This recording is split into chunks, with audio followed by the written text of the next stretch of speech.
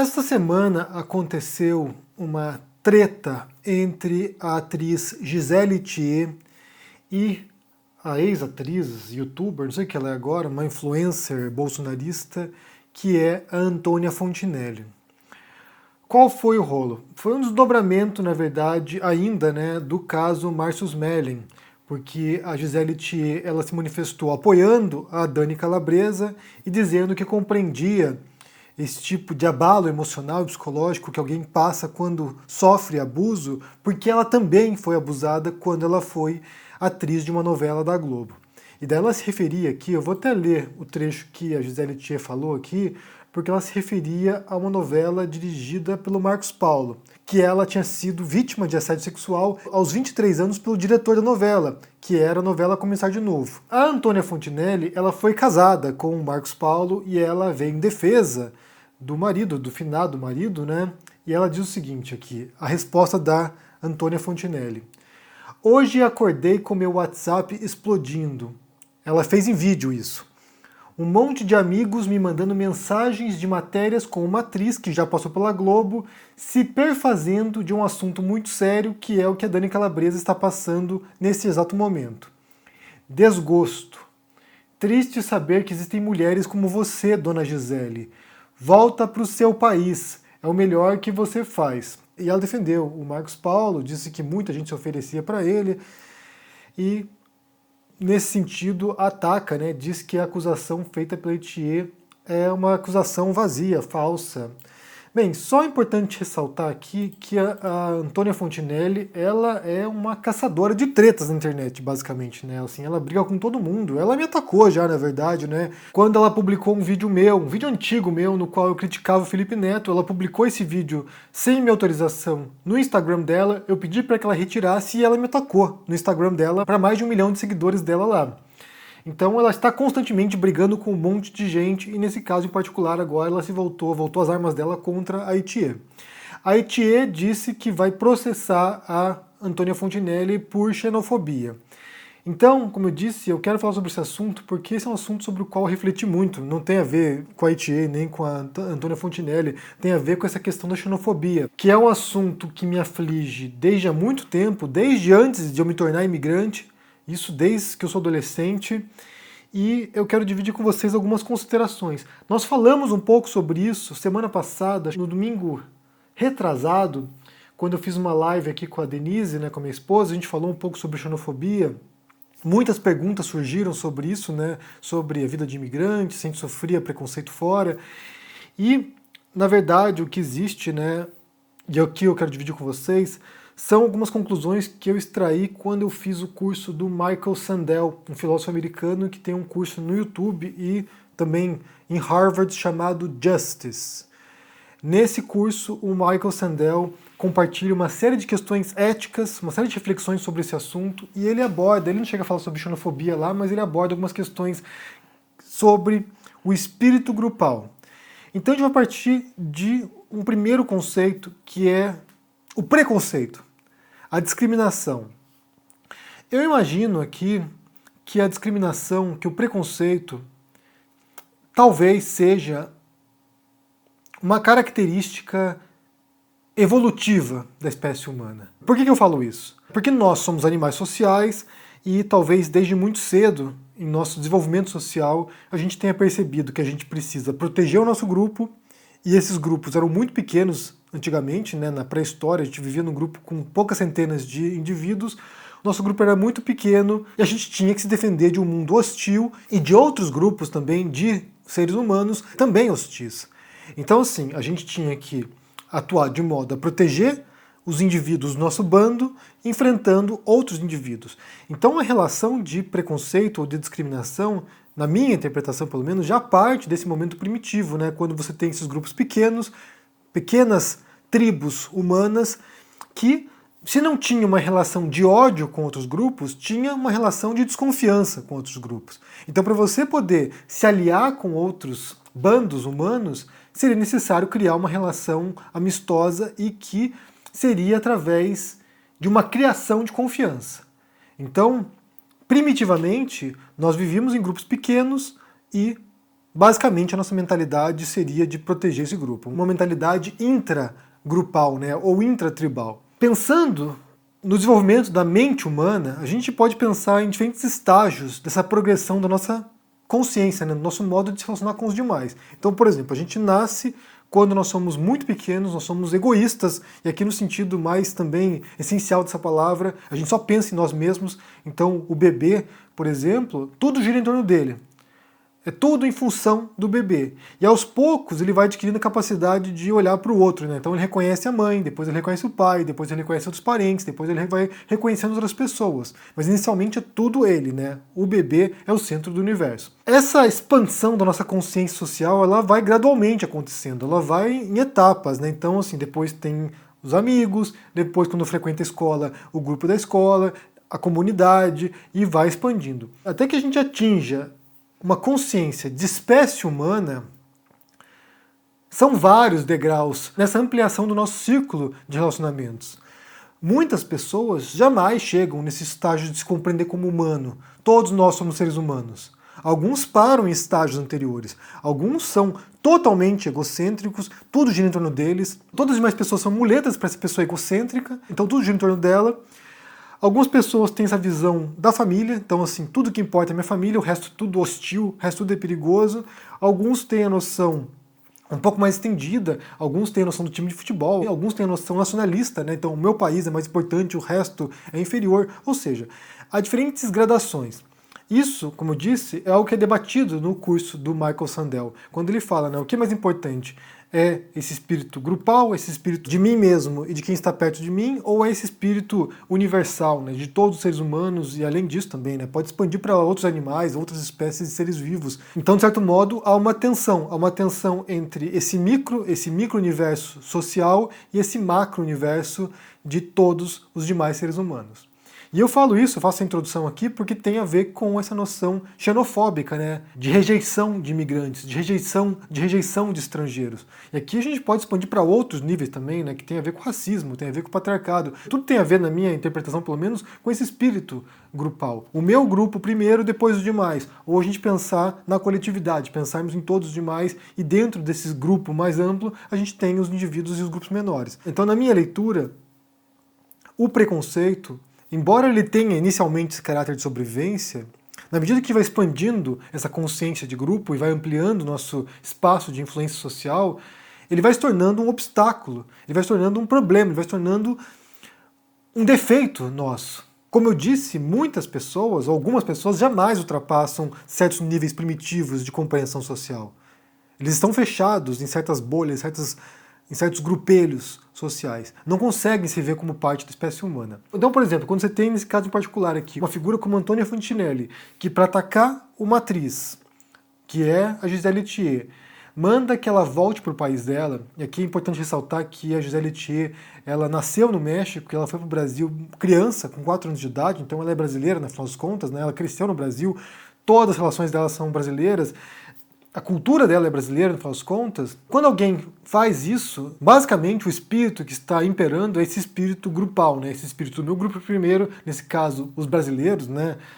Contra os outros. Ou a gente pode falar também em questões ideológicas, né? O meu grupo da direita, os conservadores brasileiros, nesse caso da Antônia Fontinelli, contra os demais. Ou seja, você tem essa noção de grupo. O meu grupo contra os demais. É uma noção que a gente vê muito frequentemente nesse espírito polarizado, né? Esse espírito do nós contra eles. Então, assim, o meu grupo contra os demais. Essa disputa, essa guerra por sobrevivência. Se eu não defendo o meu grupo, a gente vai ser destruído pelos demais, que querem acabar com a gente. Tem muito isso. Só quero ressaltar aqui, abrir um parênteses, né, para falar que duas personalidades muito importantes da cultura brasileira, que é a Carmen Miranda e a escritora Clarice Lispector, elas não eram nascidas no Brasil. A Carmen Miranda era portuguesa e a Clarice Lispector era ucraniana.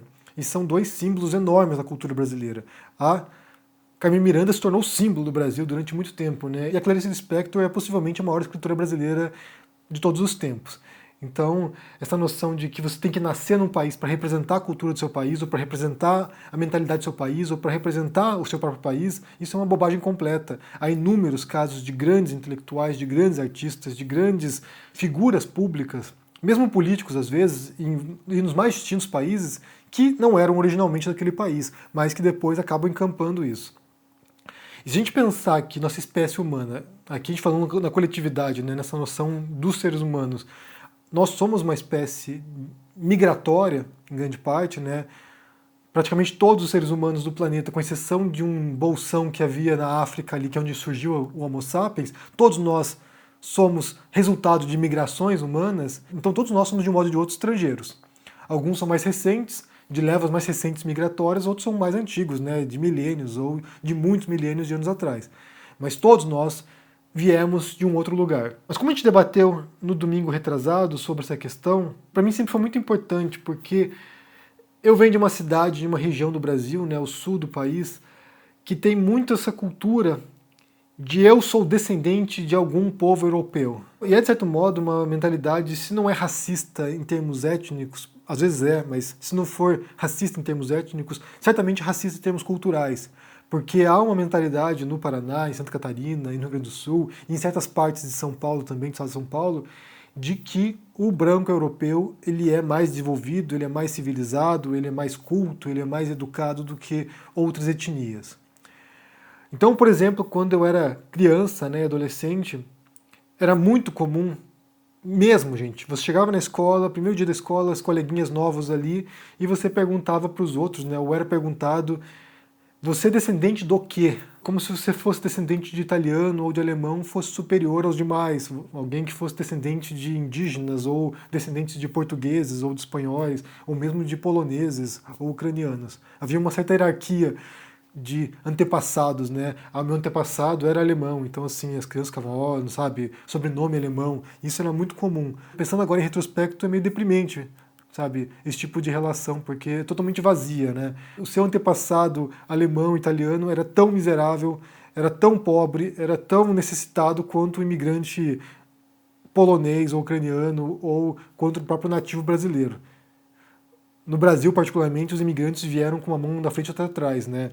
Tanto que o meu primeiro livro que eu escrevi, quando eu tinha 20, 21 anos, era sobre isso. Era sobre essas levas de imigrantes, muitos deles deslocados por guerras internas na Europa, muitos deles fugindo da fome, que era o caso dos italianos, né? Os italianos foram embora da Itália fugindo da fome, gente. Eles eram miseráveis mesmo. Os italianos que deixaram o Vêneto, que deixaram a Lombardia, ou que deixaram a região de Nápoles, principalmente, eles eram miseráveis. Eles foram para o Brasil desesperados. E achavam que fosse chegar no Brasil que encontrariam tudo maravilhoso. E realmente a realidade era bem dura também. E vale também ressaltar, né, vale lembrar que o próprio programa de importação de imigrantes no Brasil era um programa eugenista. Alguém que fala muito sobre isso é o Alê Santos, que fala sobre esse espírito que havia na época de limpeza étnica no Brasil, né, de branqueamento da população. Então se imaginava que trazer esses imigrantes, eles transformariam o Brasil, que era esse país de mestiços, ou país de negros, ou de indígenas, transformaria o Brasil num país de brancos europeus. O que não aconteceu, como a gente sabe, na verdade ainda continua sendo um país bastante miscigenado, com bastante misturas étnicas, o que você não encontra em muitos outros países fora. Então essas eram questões que me motivavam naquele momento, de compreender esse estado de penúria enorme desses imigrantes que chegavam no Brasil e que tinham que se adaptar num país com uma cultura muito diferente daquela da qual eles vieram. E é até engraçado porque o meu livro que eu escrevi em 2000, 2001, inicialmente havia um grande otimismo nesses imigrantes, né, nos personagens que eu havia criado. E quando eu vou embora do Brasil, quando eu me mudo para fora do Brasil, que eu vou para os Estados Unidos inicialmente, depois para outros países, eu fui reescrevendo esse livro. E a mensagem do livro foi mudando drasticamente. Então hoje esse livro, que ainda não está concluído, são, sei lá, 20 anos escrevendo esse livro de um modo ou de outro, mas esse livro ele foi se transformando e a mensagem foi se tornando mais pessimista, porque eu fui ler cartas de italianos que foram para o Brasil, né? E eles, depois de um tempo no Brasil, depois de alguns anos, né, 5, 10 anos no Brasil, eles mandavam cartas para os seus parentes na Itália, suplicando, implorando para que os parentes italianos mandassem dinheiro para eles pudessem voltar para a Itália, que eles não aguentavam mais ficar no Brasil. E é claro que eles não conseguiam ir embora, porque a família na Itália era tão pobre quanto eles no Brasil também. Então eles eram obrigados a fixar raízes e ter os seus descendentes aí. Então, possivelmente, os antepassados da Fontenelle, que tem um sobrenome italiano, também chegaram no Brasil na penúria. Também chegaram suplicando um prato de comida, chegaram suplicando um trabalho, chegaram para tentar criar uma vida, porque no país deles não era possível mais.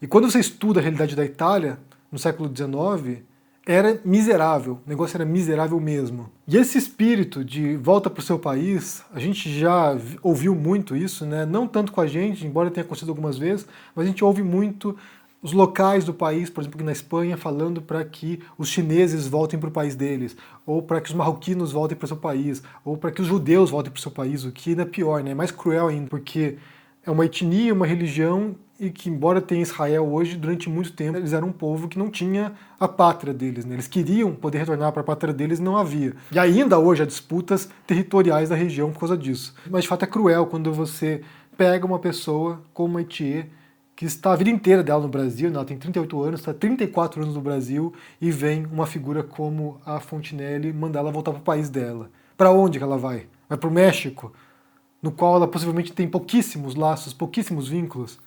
Isso é cruel.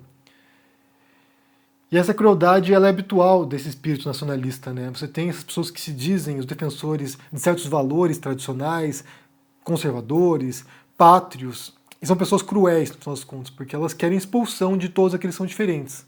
São pessoas que não conseguiram passar desse estágio nacionalista, né, em termos de pátria, não conseguem pensar no outro como ser humano também, que tem direitos também, que tem o direito de ser feliz. Na verdade, eu abordei alguns pontos aqui nesse vídeo, mas nem de longe eu esgotei aquilo que eu penso sobre esse assunto, né? Porque envolve muitas coisas, gente.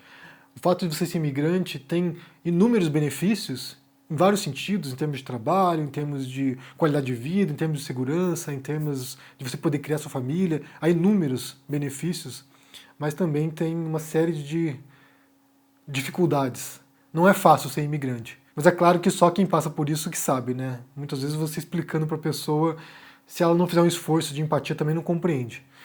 Bem, quero saber o que vocês pensam sobre esse assunto, se vocês viram esse arranca-rabo aí que se deu entre a Antônia Fontinelli e a Gisele Thier. E o que você pensa sobre isso que eu falei aqui, né? Sobre essa noção social nossa, né? Que começa no indivíduo e vai se expandindo até englobar toda a espécie humana e outros animais também, e outros seres vivos. Por que você acha que para certas pessoas é tão difícil pensar em termos coletivos, em vez de pensar em termos de pequenos grupos? Onde está a barreira para expandir essa compreensão? Me digam aí no comentário.